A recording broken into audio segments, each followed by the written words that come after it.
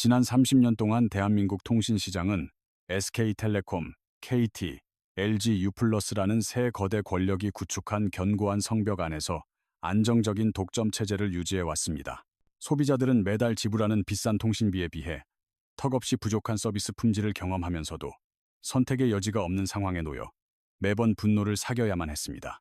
통신 3사는 천문학적인 마케팅 비용을 쏟아부으며 가입자 쟁탈전을 벌였지만 정작 기술 혁신이나 소비자 편익을 위한 요금 경쟁은 철저히 뒷전으로 밀려나기 일쑤였습니다. 특히 세계 최초라고 자랑하던 오지 서비스는 실내에서 수시로 끊기고 사지로 전환되는 현상이 반복되면서 소비자들 사이에서는 희대의 사기극이라는 비판까지 터져나왔습니다. 통신시장의 건전한 경쟁을 유도하겠다며 도입된 단통법은 오히려 보조금을 제한하여 소비자들이 비싼 가격에 단말기를 사게 만드는 강력한 족쇄가 되어버리고 말았습니다. 변화가 없을 것 같던 이 고여있는 시장에 2024년 12월 4일 일론 머스크의 스타링크가 한국 시장 상륙을 전격 선언하며 거대한 균열을 일으키기 시작했습니다. 스타링크는 지상의 기지국 대신 지구 저궤도를 돌고 있는 수천 개의 인공위성을 직접 연결하여 전 세계 어디에서나 인터넷을 사용할 수 있는 환경을 만듭니다. 지금 이 순간에도 한반도 상공을 포함한 지구 전체를 600개가 넘는 스타링크 위성들이 촘촘하게 뒤덮으며 보이지 않는 거대한 네트워크 그물을 형성하고 있습니다. 초기 스타링크가 공개되었을 때만 해도 국내 통신 전문가들은 비싼 장비 가격과 설치의 번거로움을 이유로 한국 시장에서의 성공 가능성을 매우 낮게 평가했습니다.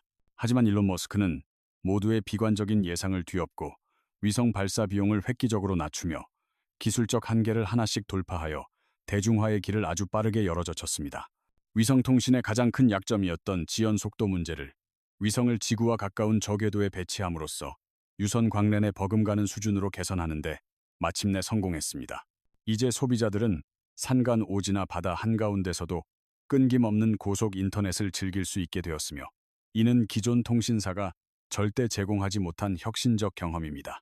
스타링크의 진정한 공포는 단순히 인터넷 연결에 그치는 것이 아니라 스마트폰과 위성을 직접 연결하는 다이렉트 투 셀 기술의 본격적인 상용화에 있습니다. 이 기술이 완성되면 지상의 기지국이 전혀 없는 곳에서도 별도의 수신 장비 없이 일반 스마트폰만으로 문자 메시지와 통화, 데이터 통신이 완벽히 가능해집니다. 통신 3사가 수십 년 동안 막대한 자본을 투입해 전국에 세운 수십만 개의 기지국이 순식간에 구시대의 유물이 될 수도 있다는 위기감이 업계에 고조되고 있습니다. 과거에는 통신사가 허가한 구역 내에서만 신호를 받을 수 있었으나 이제는 하늘이 열려있는 곳이라면 그 어디든 통신사의 지배권에서 완전히 벗어나게 됩니다. 특히 재난 상황이나 기지국이 파괴된 극한의 환경에서도 스타링크는 우주를 통해 즉각적인 통신망을 복구할 수 있는 독보적인 생존성과 신뢰성을 자랑하고 있습니다. 국내 통신사들은 부랴부랴 스타링크와의 파트너십을 타진하고 있지만 이는 주도권을 뺏기지 않기 위한 고육지책에 불과하다는 것이 시장의 아주 냉정한 평가입니다.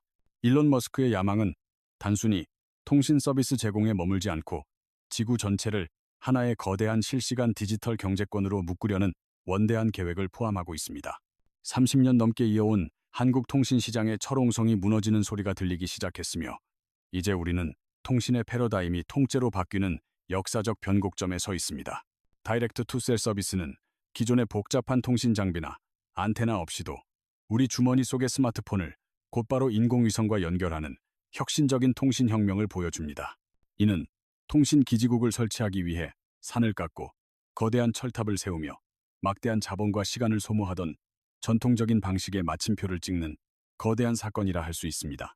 기존 통신사들은 이 기술이 한국처럼 기지국이 촘촘하게 설치된 나라에서는 큰 쓸모가 없을 것이라며 애써 그 파급력을 축소하고 소비자들을 안심시키려 노력해왔습니다.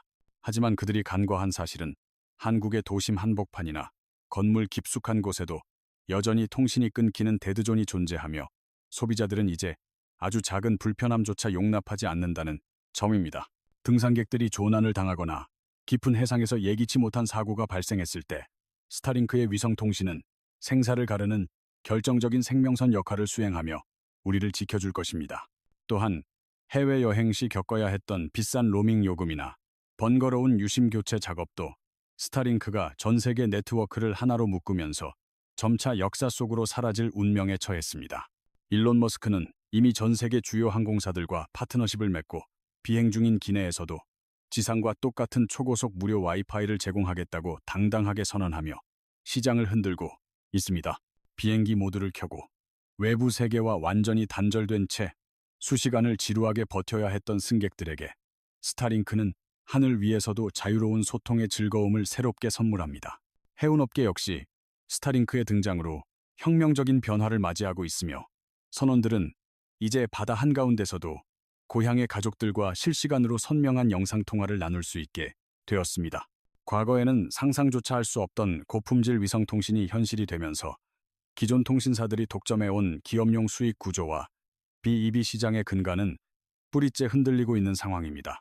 통신 3사는 그동안 안정적인 내수 시장의 보호막 아래 안주하며 매년 수조 원의 영업이익을 거두었지만 이제는 글로벌 거대 자본과 기술력에 직접 맞서 싸워야 합니다. 스타링크의 한국 법인인 스타링크 코리아는 이미 기간 통신 사업자 등록을 마치고 국내 서비스 개시를 위한 모든 법적 행정 절차를 조용히 하지만 완벽하게 마무리한 상태입니다. 정부 또한 통신 시장의 고착화된 3사 경쟁 구도를 깨기 위해 제4이동 통신사 유치에 실패한 대안으로 위성 통신 활성화를 매우 진지하고 긴급하게 검토하기 시작했습니다. 소비자들은 과연 스타링크가 통신 3사의 오랜 폭리와 불통을 멈추게 할 메시아가 될 수 있을지 아니면 또 다른 거대 독점 권력의 등장일 뿐인지 예의주시하고 있습니다. 스타링크가 제시하는 월 이용료가 한국의 평균 통신비보다 처음에는 높을 수 있지만 전 세계 어디서든 터지는 데이터 무제한이라는 장점은 헤어나오기 힘든 강력한 매력입니다. 특히 테슬라 자동차와 스타링크가 완벽하게 결합하여 자율주행 데이터 통신을 독점하게 된다면 국내 통신 시장의 판도는 우리가 상상하는 것보다 훨씬 더 빠르게 바뀔 것입니다. 이제 통신 3사는 단순히 망을 빌려주는 사업자가 아니라 독자적인 콘텐츠와 고도화된 AI 기술을 결합한 종합 플랫폼 기업으로 진화해야만 이 치열한 생존 게임에서 살아남을 수 있습니다. 그들이 뒤늦게 육지 기술 개발과 도심 항공교통인 UAM 사업에 막대한 투자를 쏟아붓는 이유도 결국 위성통신이 지배할 미래 영토를 머스크에게 통째로 뺏기지 않기 위해서입니다. 하지만 일론 머스크의 스페이스X는 이미 수천 번의 로켓 발사 경험을 통해 독보적인 데이터와 비용 절감 노하우를 축적한 상태라 국내 기업들이 격차를 줄이기가 쉽지 않습니다. 이제 한국의 거실과 사무실, 그리고 우리 손안의 스마트폰은 우주에서 직선으로 내려오는 보이지 않는 신호들에 의해 통신의 정의를 새롭게 정립하는 시대를 맞이하게 될 것입니다. 위성통신은 그동안 응답 속도가 느리고 날씨의 영향을 많이 받는다는 고정관념이 있었지만 스타링크는 저궤도 위성 기술로 이를 완벽하게 깨부수었습니다. 저궤도 위성은 지상에서 약 550km 높이에 위치하여 기존 정지궤도 위성보다 훨씬 낮은 고도에서 데이터를 주고받기에 빛의 속도로 정보를 처리합니다. 이러한 기술적 진보는 실시간 반응이 필수적인 온라인 게임이나 주식 거래를 산꼭대기에서도 가능하게 만들며 위성통신의 새로운 지평을 열었습니다. 이제는 기지국을 찾아서 헤매는 것이 아니라 하늘만 보이면 어디서든 기가급 인터넷을 사용할 수 있는 진정한 의미의 초연결 시대가 도래한 것입니다. 국내 통신 3사가 그동안 구축해온 전국망이라는 타이틀은 스타링크가 쏘아올린 수만 개의 위성 함대 앞에서 그 위상이 급격히 위축되고 있습니다. 스타링크의 등장은 단순한 서비스 경쟁을 넘어 국가의 통신 주권과 보안이라는 복잡한 문제에 대해서도 우리 사회에 묵직한 질문을 던지고 있습니다. 만약 전쟁이나 천재지변으로 인해 모든 지상 통신망이 마비된다고 가정했을 때 우주를 통한 통신망을 가진 국가와 그렇지 못한 국가의 운명은 갈릴 것입니다. 일론 머스크는 이미 우크라이나 전쟁에서 스타링크가 얼마나 강력한 전략적 자산이 될 수 있는지를 전 세계에 증명하며 자신의 영향력을 과시했습니다. 이에 자극받은 한국 정부와 기업들도 독자적인 저궤도 위성 통신 기술 확보를 위해 막대한 예산을 편성하고 기술 개발에 박차를 가하고 있는 실정입니다. 하지만 이미 수천 개의 위성을 띄워 선점 효과를 톡톡히 누리고 있는 스페이스X의 궤도 점유율을 따라잡는 것은 현실적으로 매우 어려운 도전입니다. 소비자들은 이제 통신사가 제공하는 획일화된 요금제에서 벗어나 자신의 라이프 스타일에 맞춘 글로벌 위성 통신 서비스를 직접 선택하기 시작했습니다. 캠핑카를 개조하여 전 세계를 누비는 디지털 노마드들에게 스타링크는 없어서는 안 될 가장 소중한 동반자이자 업무를 위한 필수 장비가 되었습니다. 오지마을의 학교에서도 스타링크를 통해 전 세계의 교육 콘텐츠를 끊김없이 시청하며 교육의 격차를 해소하는 놀라운 변화들이 곳곳에서 일어나고 있습니다. 스마트팜과 정밀 농업 분야에서도 스타링크의 저궤도 위성은 넓은 농지에 촘촘한 센서 네트워크를 구축하여 농업혁명을 가속화하는 핵심 엔진이 됩니다. 기존 통신사들이 수익성이 낮다는 이유로 외면했던 도서 산간 지역들이 스타링크를 통해 디지털 경제의 새로운 주역으로 떠오르고 있다는 점은 시사하는 바가 큽니다. 일론 머스크의 최종 목표는 화성 정착이며 스타링크는 그 거대한 프로젝트를 위한 막대한 자금을 조달하는 캐시카우 역할을 충실히 수행하고 있습니다. 우리가 매달 지불하는 스타링크 이용료의 일부가 인류의 화성 진출을 위한 로켓 연료가 된다는 사실은 소비자들에게 묘한 자부심과 흥미를 느끼게 합니다.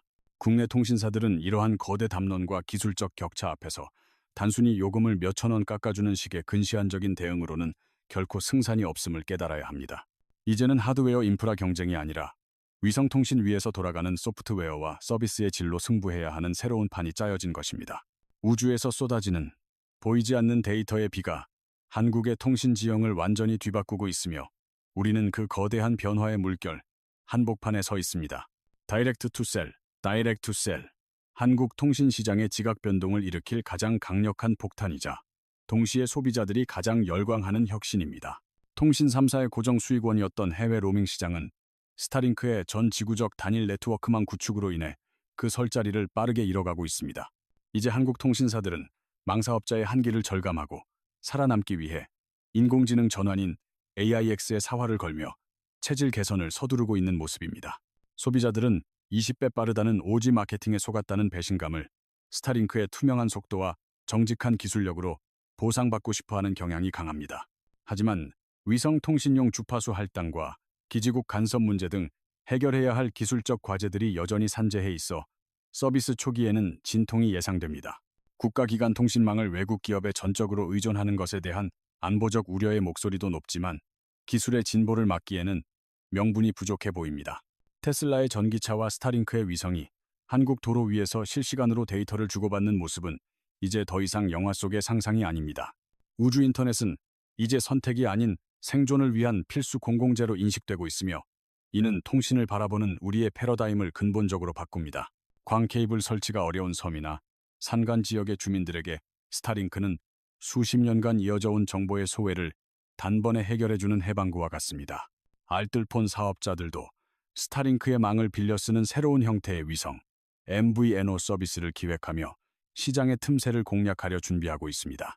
다가올 6G 시대는 지상망과 위성망이 하나로 통합되는 시대이며 스타링크는 그 거대한 통합 네트워크의 가장 강력한 표준을 선점하고 있습니다. 그동안 통신사들이 쳐놓은 폐쇄적인 생태계 장벽은 스타링크라는 거대한 파도 앞에서 모래성처럼 허무하게 무너져 내릴 준비를 하고 있습니다.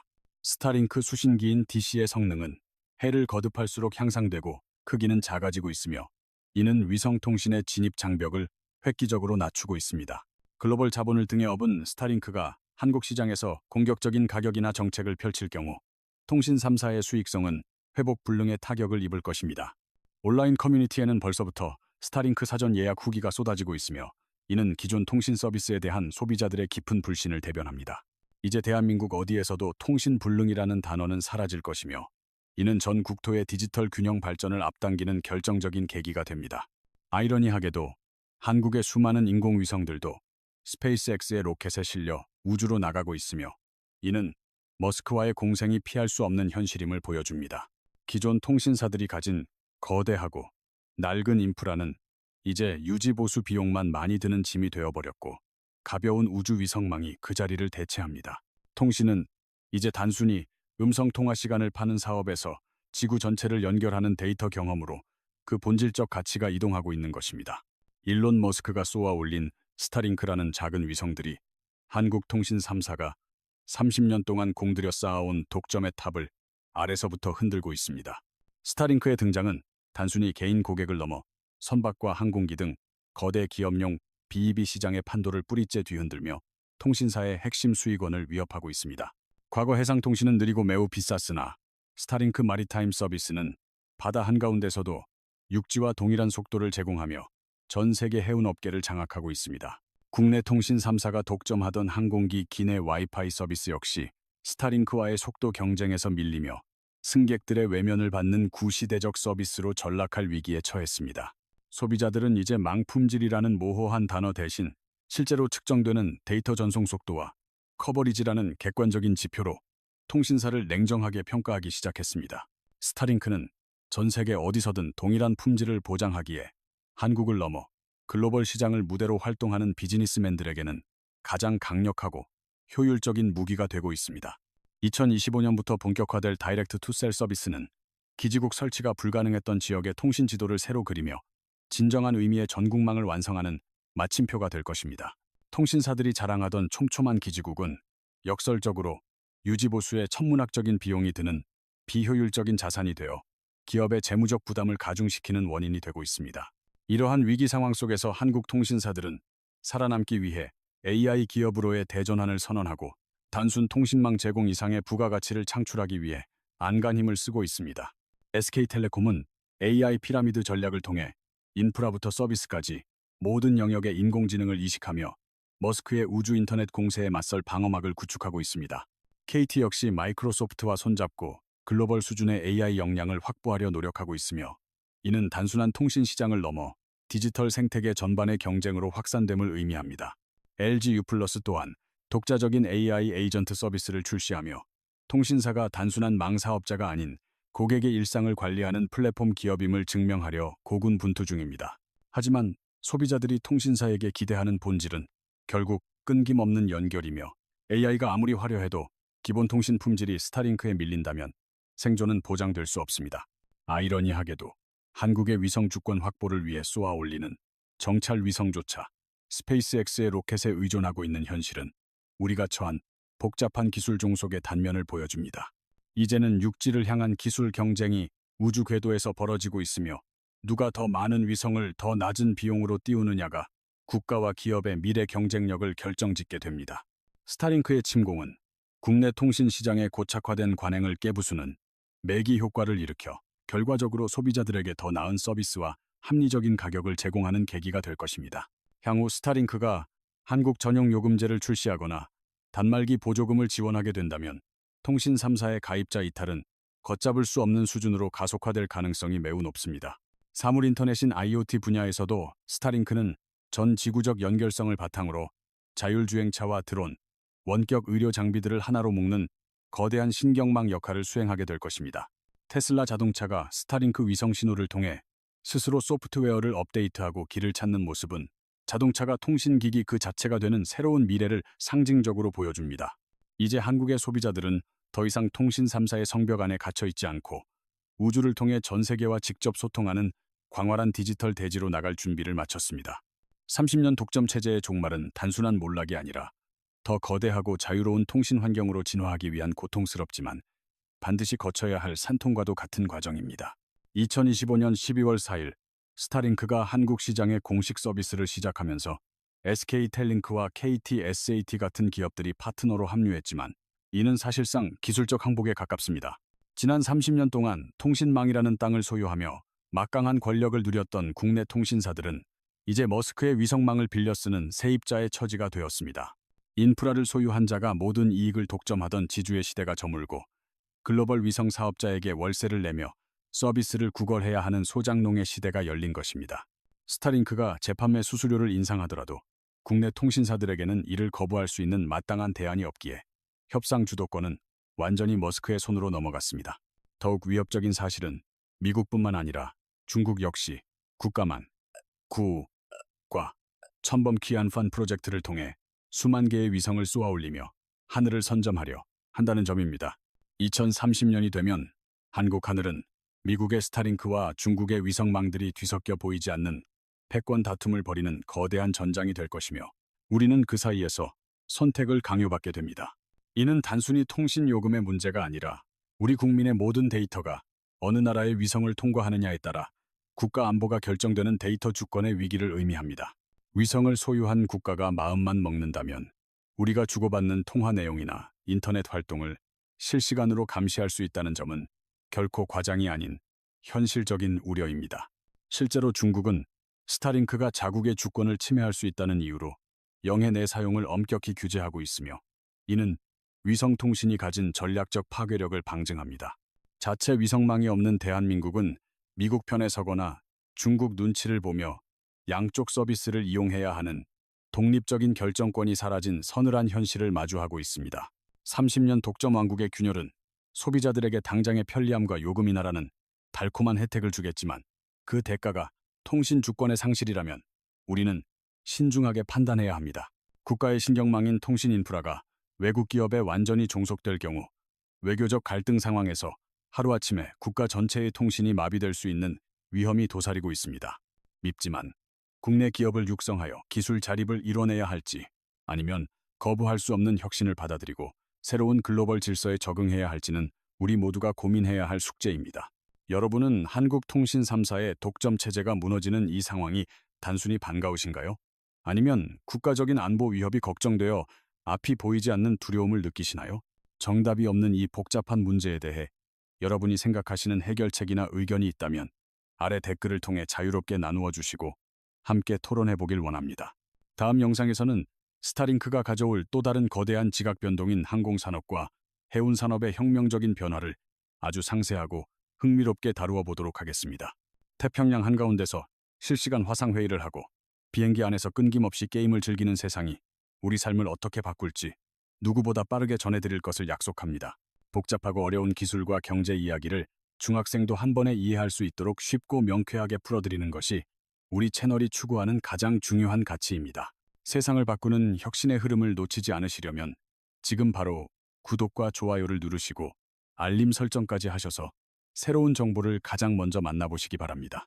오늘 영상 끝까지 시청해 주셔서 진심으로 감사드리며 더욱 통찰력 있고 유익한 이야기로 다음 영상에서 다시 인사드리겠습니다. 시청해 주셔서 감사합니다.